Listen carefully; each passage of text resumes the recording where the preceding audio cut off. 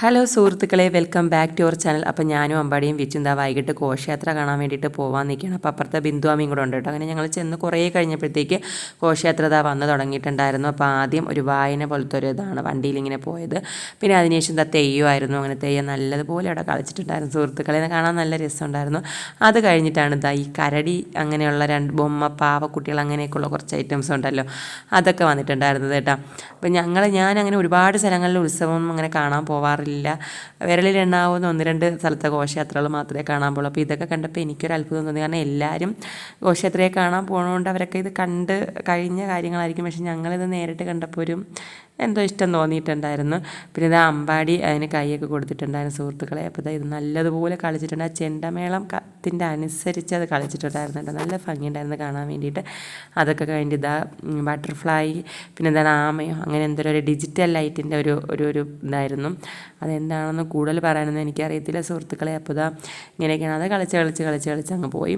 അതിനുശേഷം പിന്നെ ഒരു DJ വണ്ടി, ചെറിയൊരു DJ ആയിരുന്നു. DJ വണ്ടി എന്ന് പറയാൻ പറ്റില്ല, ചെറിയൊരു ബോക്സൊക്കെ വെച്ച് ലൈറ്റും ഒക്കെ ആയിട്ട് അങ്ങനെ പോയി. അതിൻ്റെ പിറകെ അതുപോലെ ഡ്രസ് കോഡൊക്കെ ഇട്ട പിള്ളേരൊക്കെ ഉണ്ടായിരുന്നു.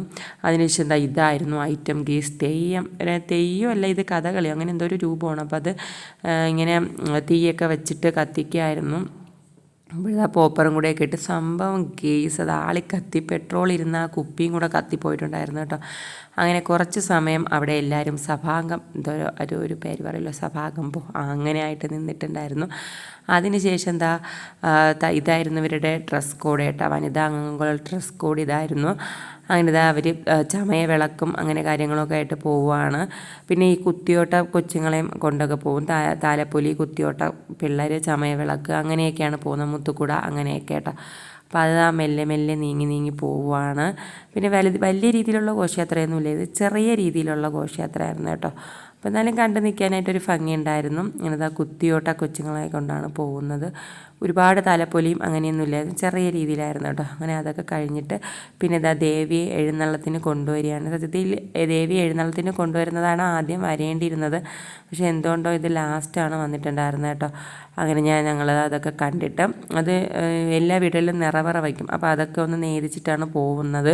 അങ്ങനെ ഈ വർഷത്തെ ഘോഷയാത്ര ഇതോടുകൂടി സമാപിച്ചിരിക്കുകയാണ് സുഹൃത്തുക്കളെ. ഞങ്ങൾ വീട്ടിൽ വന്നപ്പോൾ കമ്പമായിരുന്നു കേട്ടോ. അങ്ങനെ അമ്പാടി പോയി വീഡിയോ എടുത്തതാണ്. വീട്ടിൽ നിന്ന് ഞങ്ങളങ്ങനെ കമ്പമൊക്കെ കണ്ടു സുഹൃത്തുക്കളെ. നല്ല അടിപൊളി വെടിക്കെട്ടൊക്കെ ആയിരുന്നു. അപ്പോൾ ഇന്നത്തേക്ക് ഇത്രയേ ഉള്ളൂ. Tata bye bye, okay, see you സുഹൃത്തുക്കളെ. പുതിയൊരു വീഡിയോയുമായിട്ട് വീണ്ടും കാണും.